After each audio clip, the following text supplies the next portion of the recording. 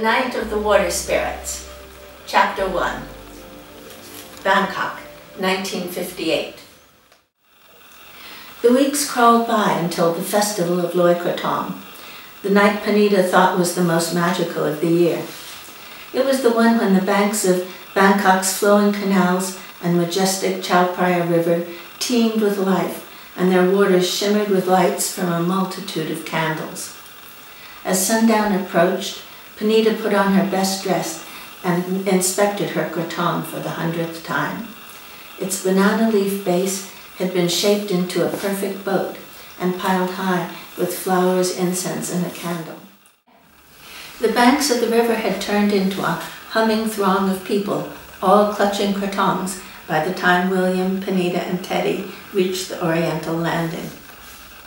The boat had been hired for their group, an assorted collection of professors from Chulalongkorn University, mostly Thais, but a few foreigners and their families. Wasn't as easily accessible as William would have liked. They had to scramble across a number of other rocking vessels, the first one tied to the dock and the subsequent ones tied to each other to reach their boat. William was less than happy when he saw how many excited children were scampering over the deck, but he wasn't a reliable counter of the younger generation. 10 of the little horrors invariably seemed like 100 to him. But with several of the prettier secretaries already in the boat, along with a copious stash of Singa beer and Mekong whiskey, he didn't let the presence of the little bastards depress him for long. Teddy's interest immediately gravitated to the food supplies. There was rice, of course. Didn't these people ever get tired of it, he wondered for the 100th time. Several poisonous-looking curries that had weird things floating around in them, and lots of snacks. These didn't look too bad, but he knew from past experience that most of them would probably have hot chilies in them. He congratulated himself on his foresight in stowing a bunch of chocolate bars away in his pockets. In the meantime, Panita had been busy examining the array of krathongs lined up in the center of the boat. She wanted hers to be the biggest and most beautiful, and to her delight it was. At least she thought so anyway. When everyone was on board, the boat was detached from its moorings, steered out into the middle of the river, and set on its course upstream. Panita and Teddy, along with most of the other children, crowded up to the front of the boat to catch the full force of the fresh breezes. As darkness fell, this proved to be the best place to watch the river coming to life, with more and more krathongs drifting in the currents, the flames from their candles shimmering like dancing points of light on the murky water. Panita, for whom this was the most beautiful night of the year, was completely caught up in the enchantment of it all, and even Teddy admitted that it was kind of nice. It took them nearly 2 hours to reach their destination, a small, darkened temple surrounded by thick, jungly vegetation. The passengers tumbled out onto a rickety wooden landing and, krathongs in hand, began to light the candles and incense and set the little floats adrift in the river.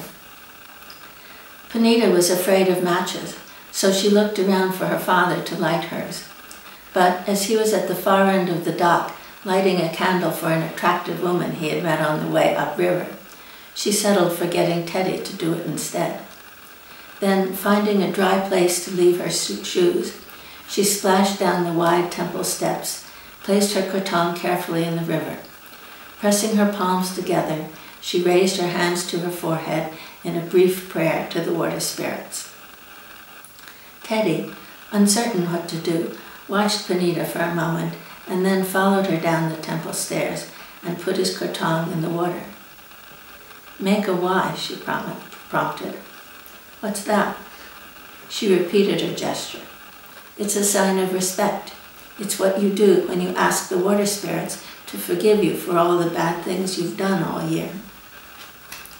He resisted the idea at first, but when he saw that some of the other foreigners were doing it, he decided he might as well go along with it.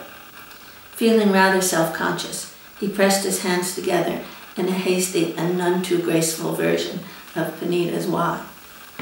No sooner had he done this Then he was overcome by a sudden panic. Was he going to be struck by lightning for praying to a bunch of spirits, he wondered? He waited. To his horror, he heard a low rumble of thunder in the distance. But no vengeful bolt of electricity shot out of the sky to strike him dead. Relieved, he turned his attention back to what was going on around him.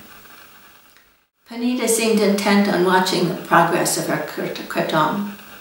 At first, it merely drifted with the current, but then, caught by a sudden gust of wind, it gathered momentum and sped swiftly out toward the center of the river, where the stronger breeze soon extinguished the tiny flame from its candle.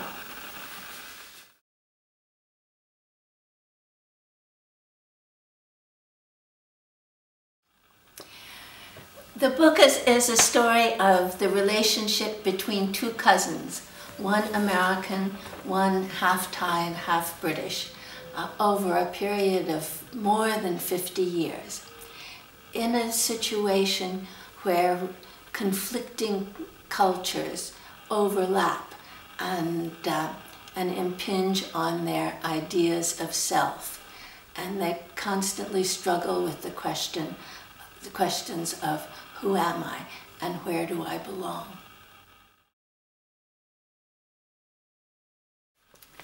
Well, I've always loved to write, and most importantly, I think, is the prolonged fantasy that comes when you write. Everybody has dreams and fantasies, but they generally fade in the morning or, with the first distraction. But when you write them down, they live, they continue, and that's exciting.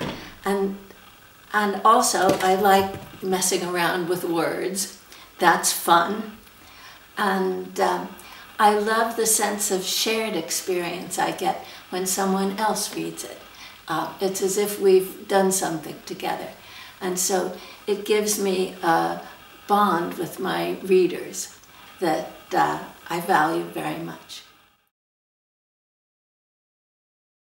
No, the book is not at all autobiographical. It comes entirely from my imagination. At least the characters do, and the situations in which they find themselves. The settings actually are real. They're drawn from the places I've lived, and the events that are outside the personal lives of the protagonist. Events such as the disappearance of the famous Thai silk magnate when he's lost in the jungle, the conflicts and wars with the various drug barons up in the Golden Triangle, and of course the Boxing Day tsunami. Those things happened. Well, I don't do any formal research. I've done some inadvertent research without even knowing I was doing any, or without really being able to call it research, simply because I've lived in Thailand over the entire period of the book. I haven't lived there non-stop. I've lived there off and on, but I've been there in almost every decade that's dealt with in the book, and almost all the time periods I write about. I've been there, and I've seen the tremendous changes in the country. Any of you who've been to Thailand recently, who read the early chapters of this book will say, good heavens, that's not really like the Thailand I saw. I didn't see a single canal in Bangkok and so forth. I hope you'll take my word for it. It was like that. It's changed enormously, enormously in 60 years. The previous book is called A Taste for Green Tangerines. It's set in the rainforest of Borneo. It centers around a group of international environmentalists who are working on an ecotourism project.